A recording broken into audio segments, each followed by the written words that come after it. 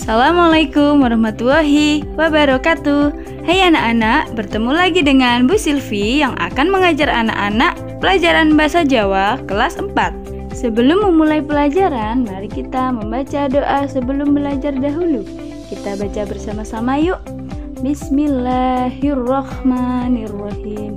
Raditu billahi rabbah wa bil islami dina wa bi Muhammadin nabiyya wa rasulah. Rabbi zidni ilman warzuqni fahma, amin. Oke anak-anak, kita sudah memasuki bab 3, yaitu tresna maring lingkungan tentang cerita rakyat. Nah, cerita rakyat yaiku cerita sing asale saka masyarakat lan tuwuh ngrembakan jroning masyarakat. Nanging ora dingerteni sapa sing ngarang utawa nyiptakake. Umume cerita rakyat kuwi nyeritakake kadadeyan ing sawijine panggonan utawa asal usule sawijine panggonan. Nah, tokoh-tokoh utama paraga jroning cerita rakyat biasane wujud kewan, menungsa utawa dewa-dewa. Nah, saiki ana ciri-ciri cerita rakyat. Ana 5. Nomor 1, diceritakake kanthi turun-temurun. Nomor 2, ora dingerteni sapa sing ngarang. Nomor 3, duweni nilai-nilai kang luhur. Nomor 4, duweni pirang-pirang versi.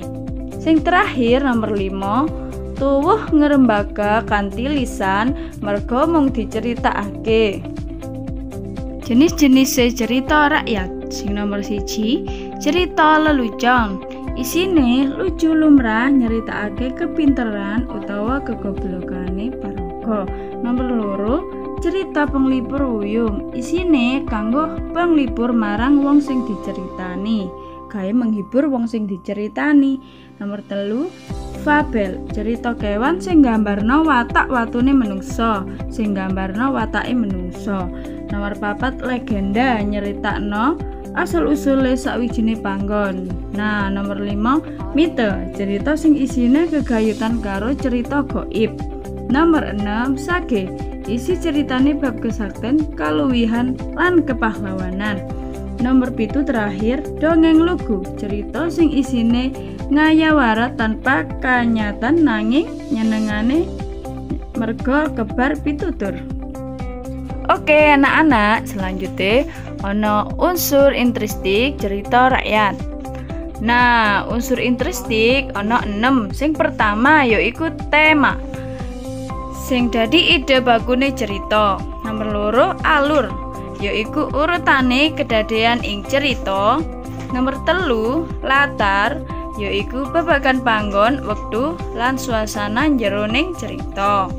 Nomor 4, paraga, yaiku tokoh sing diceritakake.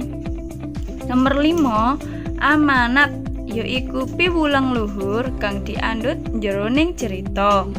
Nomor 6, basa, yaiku gegayutan karo gaya bahasa sing digunakake. Oke, saiki ana tugas sing kuwi kerjaake. Ana 5 soal.